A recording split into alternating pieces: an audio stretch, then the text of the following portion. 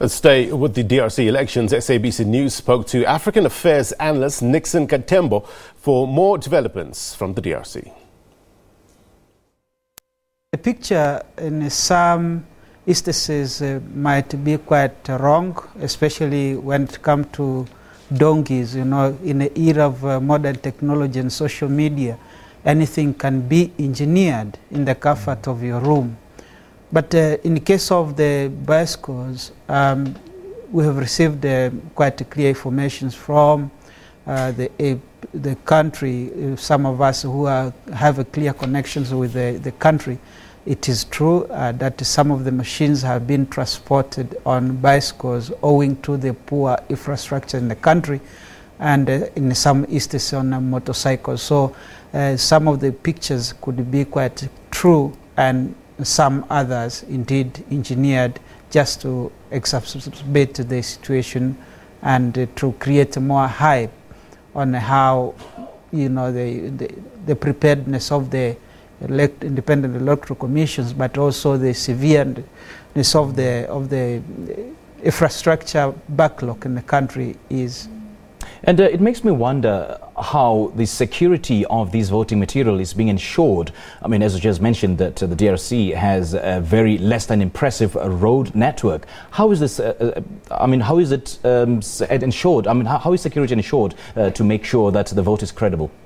It is difficult at this point to say that the security of the votes or securing the ballot will be really kept as by standards. I mean, if you're looking at a country the size of Western Europe, last time I said that you know, the distance from Kinshasa to Gomez, the distance from Johannesburg to Dar es Salaam in Tanzania.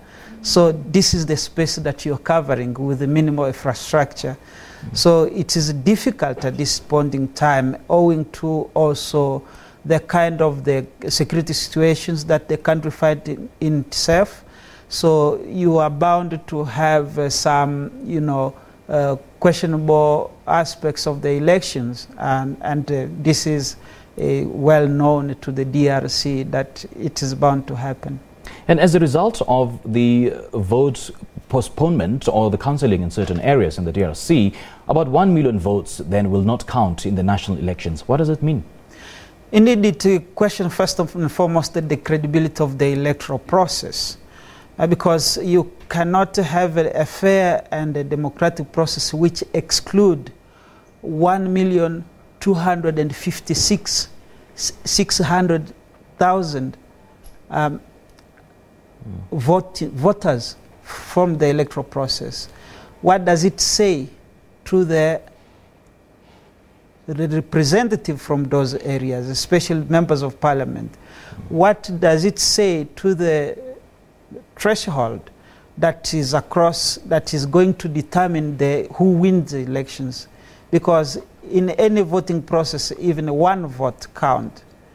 So that is where we find ourselves as a country, especially going into these elections on Sunday. And mind you that, you know, the decision by the Independent Electoral Commission to exclude these areas is unwarranted.